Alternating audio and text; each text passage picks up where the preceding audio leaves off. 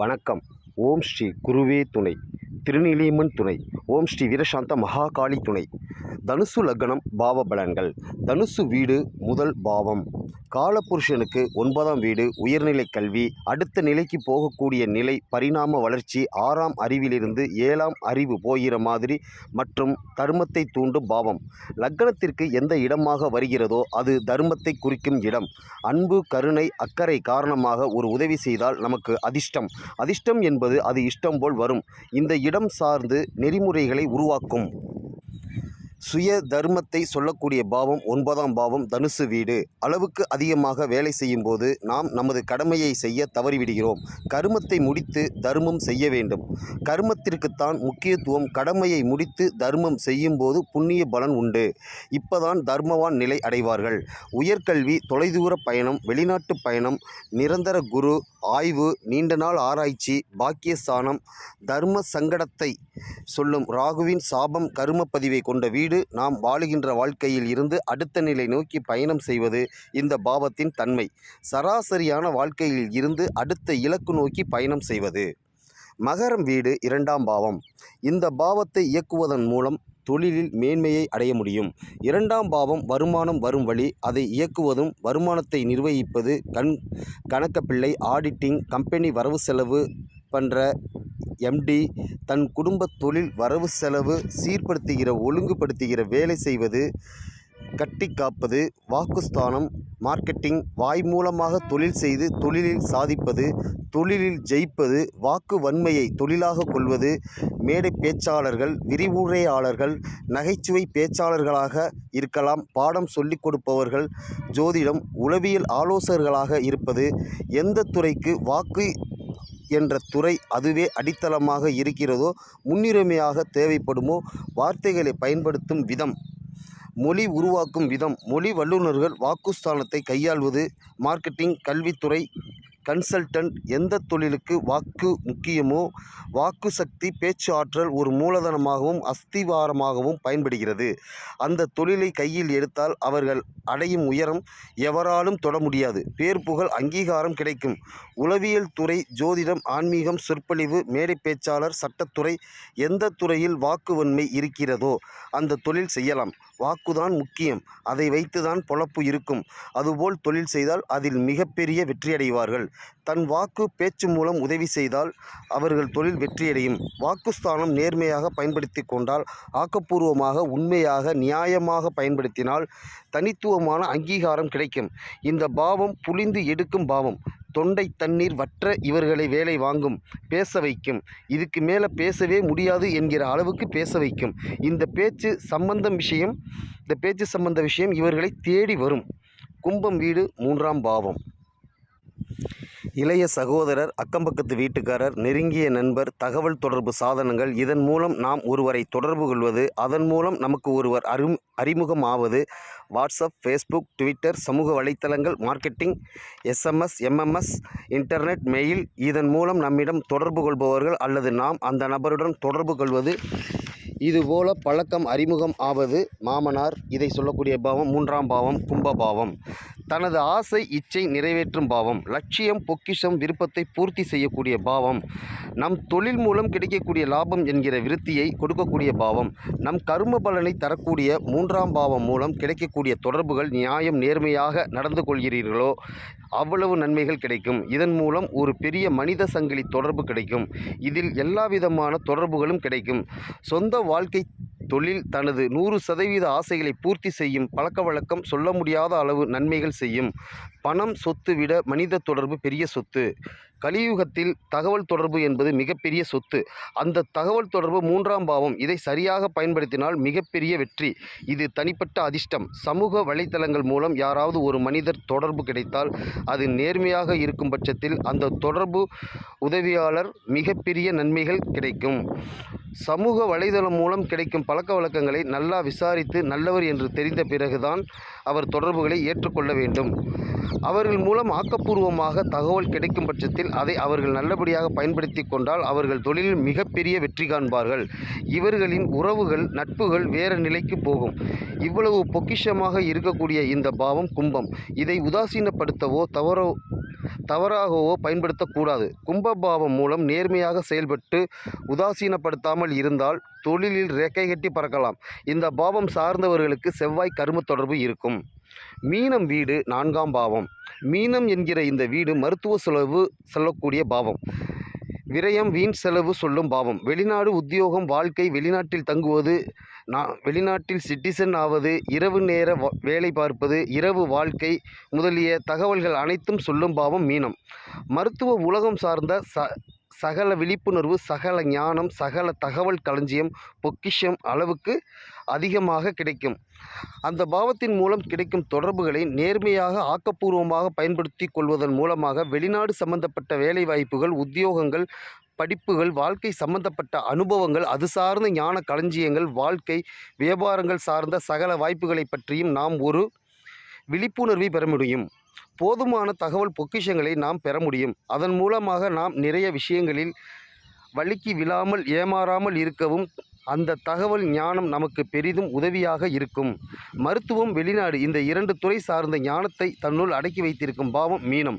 தாய் குடும்பம், தாய் மூலமாக கிடைக்கக்கூடிய தொடர்புகள், கல்வி கற்கப் போகிற இடம், பள்ளி கல்லூரி வித்தை பயிலும் இடம், அதன் மூலமாக கிடைக்கக்கூடிய பழக்க வழக்கங்கள், இந்த 2 பரிமாண உறவுகள் மூலமாக நமக்கு கிடைக்கக்கூடிய நட்புகள், தொடர்புகள், உறவுகள் மற்றும் தகவல்கள், இதை நாம் எவ்வளவு ஆக்கப்பூர்வமாக பயன்படுத்துகிறோமோ அவ்வளவு நாம் மருத்துவ உலகை கையாள்வதிலும் வெளிநாட்டு வாழ்க்கையை தொடர்புகளை கையாள்வதிலும் சிறப்பாக செயல்பட முடியும்.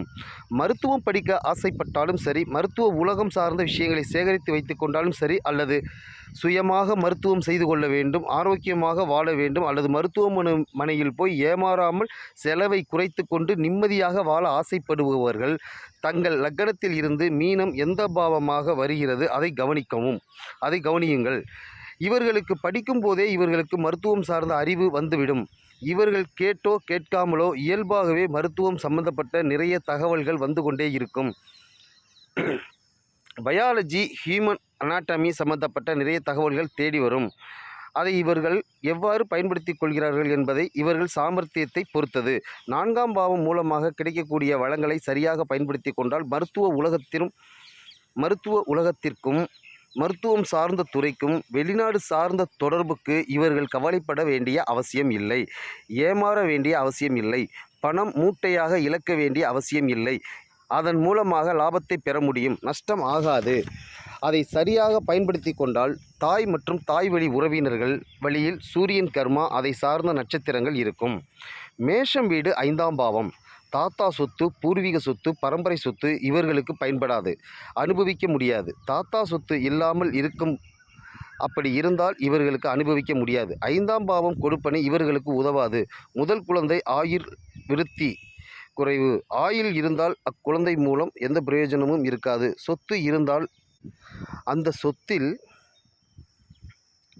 இலவச சேவை செய்தால் இவர் தப்பிப்பார்கள். 5ஆம் பாவம் குலதெய்வம், பூஜை, புஸ்தகம் படிப்பது, வேலை நேரம் போக மீதி நேரத்தை பயன்படுத்துவது, கலை, அறிவியல், ஜோதிடம் சம்பந்தப்பட்ட வேலை சேவையோடும் இலவசமாகவும் செய்தால் இவர் தப்பிப்பார்கள். ஆனால் இவர்களுக்கு அந்த பாவம் உதவி செய்யாது. ரிஷபம் வீடு 6ஆம் பாவம்.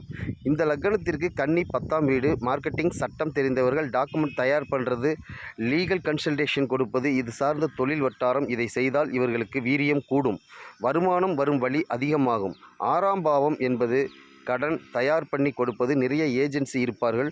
வங்கியில் இருந்தோ தனியார் வங்கியாகவோ கிரெடிட் கார்டு கலெக்ஷன், இதை சார்ந்த ஒரு கன்சல்டேஷன், டியூஷன் சென்டர் நடத்துவது, ட்ரைனிங் இன்ஸ்டியூட் நடத்துவது, ட்ரைனிங் அகாடமி சொல்லிக் கொடுப்பது, கலை சார்ந்த பயிற்சி மையம், ஜோதிட வகுப்பு, தொழில்நுட்பம் சார்ந்த பயிற்சி வகுப்பு, இந்த தொழில்கள் பல வகையில் வருமானம், லாபம் இவர்களை வீரியப்படுத்தும்.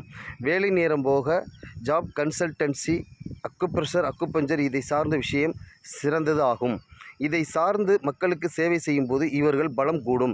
இதை செய்யும்போது வருமானம் இவர்களை தேடி வரும். இது சம்பந்தப்பட்ட வேலை செய்யும்போது இரட்டிப்பு வருமானம் கிடைக்கும். இவர்களுடைய 6ஆம் பாவம் சார்ந்த தொழில் செய்தால் வெற்றி பல மடங்கு கிடைக்கும். ரிஷபம் வீடு இயற்கையாக புண்ணியத்தை சொல்லக்கூடிய வீடு. ரிஷபம் வீடு சார்ந்து ஏதாவது ஒரு பொது சேவை செய்தால் புண்ணியம் தொடர ஆரம்பித்துவிடும். இது ரகசியம். ரிஷபம் இயற்கையாகவே பஞ்சாயத்து ராசி. தனுசு லக்கணத்திற்கு 6ஆம் பாவம் இது உத்தியோகஸ்தானம். இவர்கள் பார்க்கும் உத்தியோகத்தில் பஞ்சாயத்து இருக்கும். உத்தியோகத்தில் புரிந்து கொள்ளாத நிலை. இதனால் நிறைய சிக்கல் ஏற்படும். இதை தவிர்க்க முடியாது. இவர்களால் சும்மா இருக்க முடியாது. மிதுனம் வீடு 7ஆம் பாவம்.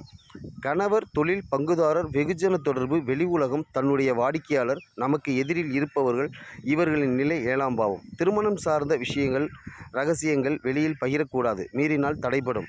கூட்டுத் தொழில் விஷயத்தையும் வெளியே சொல்லக்கூடாது. பேசினால் சர்ச்சை, அசிங்கம், அவமானம், சங்கடங்கள் ஏற்பட்டு சிக்கல் நிலை உருவாகும். 7ஆம் பாவ காரகரிடம் எந்த விஷயமும் பேசக்கூடாது.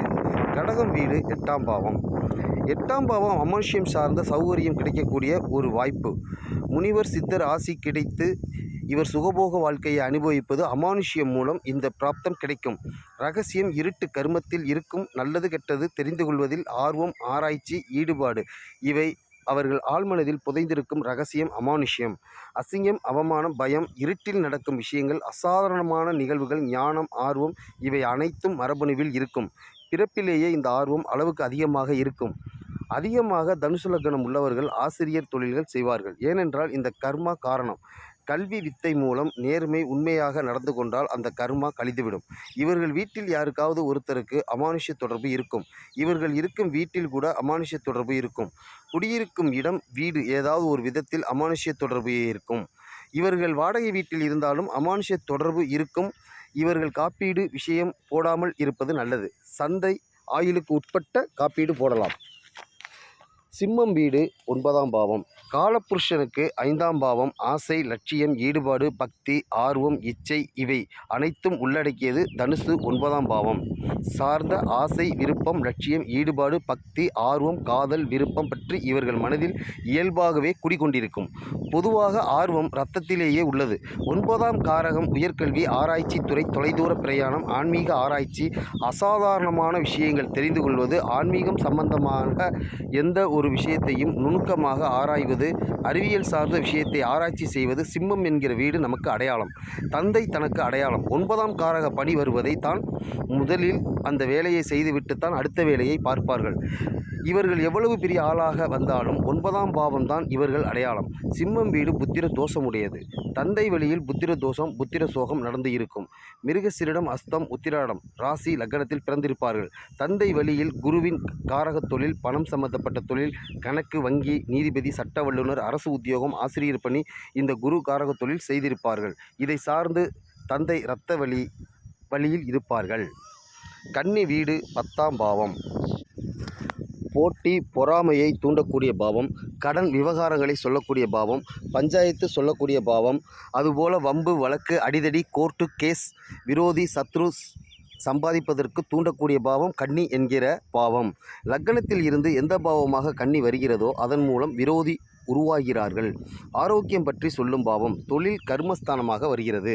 தொழில் மூலமாக எதிரிகள் உருவாகிறார்கள். தொழில் மூலம் போட்டி, பொறாமை இருக்கும். இவர்கள் செய்யக்கூடிய தொழிலில் எந்நேரமும் போட்டி, பொறாமை இருந்து கொண்டே இருக்கும். மற்றவர்கள் இவர்களை போட்டியாளர்களாக கருதுவார்கள். அதே தொழிலில் இருக்கக்கூடிய சக ஊழியர்கள் மற்ற வட்டார சக ஊழியர்களுக்கும் இவர்களை போட்டியாளர்களாகவே நினைப்பார்கள், கருதுவார்கள். மனசு உள்ளுக்குள் ஒரு வன்மம் இருந்து கொண்டே இருக்கும். என்ன தொழில் செய்தாலும் சரி, சுயதொழில், அலுவலக வேலை செய்தாலும், எழுத்தாளர்களாக இருந்தாலும், ஆசிரியர் பணி செய்தாலும், எந்த துறையில் இருந்தாலும் அது சம்பந்தமாக போட்டி, பொறாமை இருக்கும். அதன் மூலம் நிறைய எதிர்ப்புகள் வரும், வழக்கு வரும். தொழில் மூலமாக நிறைய கடன் பிரச்சனை இருந்து கொண்டே இருக்கும். கடன் வாங்கி தொழில் ஆரம்பிக்கக்கூடாது. இதை சொல்லி அவமானத்திற்கு ஆளாக்கப்படுவார்கள். கடன் வட்டிக்கு வட்டி என்று ஆழமாக போய்விடும். தொழில்கள் வட்டாரத்தின் மூலமாக சத்ரு, விரோதிகள் அதிகமாகும். தொழிலில் கொஞ்சம் முன்னேறினால் மற்றவர்களுக்கு பிடிக்காது. அவர்கள் வாழ்க்கையில் முக்கியமான நேரத்தில் ஒரு திருப்பு முனை கிடைக்கும். இந்த நேரம் வெகுளியாக இருப்பவர்கள் வெகுளியற்றவர்களாக மாறுவது, மாற்றம் அடைவது, மனமாற்றம் அடைவது, பக்குவம் அடைவார்கள். வாழ்க்கையில் மிகப்பெரிய ஒரு பக்குவ நிலை, அனுபவ நிலை எதுவும் தெரியாதவர்கள் பக்குவமாக மாறுவது, அடிபட்டு மாறுவது, தொழிலில் இறங்கும் போது மாற்றம் கிடைக்கும். அதுவே வெற்றி ஸ்தானம். தொழில் என்கிற விஷயத்தை எப்படி கையாள்கிறார்களோ அந்த அளவுக்கு வெற்றி தேடி வரும். தொழில் விஷயத்தில் சாமர்த்தியமாகவும் நேர்த்தியாகவும் இருந்தால் வெற்றி தேடி வரும். அதே நேரத்தில் விரோதி, எதிரிகள் தேடி வருவார்கள். போட்டி போட்டுத்தான் வெற்றி பெற முடியும். துலாம் வீடு 11ஆம் பாவம்.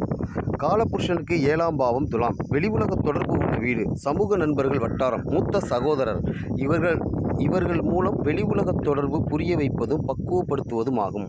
நல்லவர் கெட்டவர் நடுநிலை ஆனவர். சமப்படுத்தி காட்டும், பிரித்தி காட்டும், எடை போட்டு காட்டும், யாரிடம் எப்படி இருக்க வேண்டும் என்பதை வெளியுலக தொடர்பு மூலம் காட்டும். மனிதர்களை கையாளும் திறமை. இவை அனைத்தும் 11ஆம் பாவம் ஆகும். மனிதர்களை கையாளும் திறமை. நண்பர்கள் மூலம் மிகப்பெரிய வெளியுலக தொடர்பு கிடைக்கும். இவர்கள் சந்திக்கும் நண்பர்கள் மிகப்பெரிய நெட்வொர்க் சம்பந்தப்பட்ட ஆட்களாக இருப்பார்கள். ஒவ்வொரு நண்பர்களும் மிகப்பெரிய தொடர்புகளை கொண்டவர்களாக இருப்பார்கள்.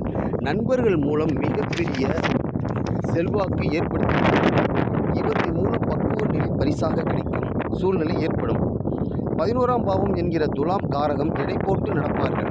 தனிப்பட்ட வாழ்க்கை, தொழில், சமூகம் சார்ந்த வாழ்க்கையில் அடுத்தடுத்த முன்னேற்றத்திற்கு உதவி கிடைக்கும். நண்பர்களோட நண்பர்கள் இன்னும் வேற பெரிய நிலையில் இருப்பார்கள். இவர்களுடைய தொழில் வாழ்க்கை, தனிப்பட்ட வாழ்க்கை சிறப்பாக இருக்கும். சமூக வாழ்க்கை மேலும் மேலும் மேம்பட்டு கொண்டே இருக்கும். இவர்கள் சரியாக நேர்மையாக பயன்படுத்தி கொள்ளும் பட்சத்தில் நன்மை. துலாம் கொடுக்கிற அனுபவம் இந்த உலகத்தில் வேறு யாரும் கொடுக்க முடியாது. சக மனிதர்களை எப்படி கையாள்வது என்பது துலாம் வீட்டின் தன்மை. மனிதர்களை கையாளும் திறமை இல்லாதவர்கள் மொத்தத்தில் தோல்வியடைவார்கள். மனிதர்களை கையாள்வதில் திறமை இருந்தால் எல்லா விஷயத்திலும் வெற்றி.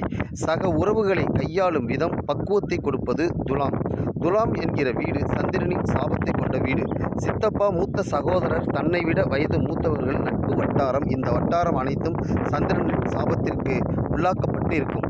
களத்திரஸ்தானம் 11ஆம் பாவம் சம்பந்தமாக அமையும். நண்பர்கள், மூத்த சகோதரர், சித்தப்பா இவர்கள் மூலமாகவே 7ஆம் பாவகாரகம் இயங்க ஆரம்பமாகும். விருச்சிகம் வீடு 12ஆம் பாவம். அயன சயன போங்கம், அந்தரங்கம், ரகசியம், விஷயம், படுக்கையறை, வெளிநாட்டு வாழ்க்கை. இதை சார்ந்த ஏதோ ஒரு தவறு போன ஜென்மத்தில் செய்திருப்பார்கள் என்று ஓர் அர்த்தம். அந்த தவறு மூலமாக ஏதோ ஒரு தவறு செய்ய வைத்து படுகொலியில் சிக்க வைத்து இதன் மூலம் கொடுக்க வேண்டிய தண்டனையை சுமக்க நேரிடும். இயற்கையின் கிரகம் நட்சத்திரம் செயல்படுத்தும். உணவு, தூக்கம் சம்பந்தப்பட்ட விஷயத்தில் சுய தர்மம் மீறக்கூடாது. இறைவன் நமக்காக கொடுத்த உடலை பாதுகாப்பாக வைத்துக்கொள்ளக்கூடியது நமது கடமை. இது சுய தர்மம். இதில் கவனமாக இருக்க வேண்டும். உடலுக்கான அடிப்படை தேவை உணவு, நீர், தங்குமிடம். அடிப்படை தேவையை நிறைவேற்றுவது நமது கடமை. இது தர்மம். இதை மீறக்கூடாது. தீங்கு விளைவிக்காத உணவுகள் எடுத்துக்கொள்ள வேண்டும். அயன சயன போகும் விஷயத்தில் மெத்தனமாக இருக்கக்கூடாது. இதை மீறினால் உடல் உபாதைகளில் சிக்கிவிடுவார்கள். பட்டினி கிடந்து வேலை செய்யக்கூடாது. படுக்கையறை விஷயத்தில் தர்மத்தை மீறக்கூடாது. மிகவும் கவனமாக இருக்க வேண்டும். மீறினால் சங்கடம், கர்ம வட்டத்தில் சிக்கிவிடுவார்கள். தர்ம நெறிமுறையை கடைபிடிக்க வேண்டும். வெளிநாட்டு தொழில், வேலை வாய்ப்பு. இதில் தர்மத்தை கடைபிடிக்கவும் நேர்மையாகவும் இருக்க வேண்டும். குறுக்கு வழியில் தவறான வழிகாட்டுதல் மூலம் வெளிநாட்டு பயணம் சென்றால் கர்மவினை தூண்டி சிரமப்படும் நிலை உருவாகும். இதுவே தனுசு லக்ன பாவ பலன்களின் தன்மைகளாகும். நன்றி, வணக்கம்.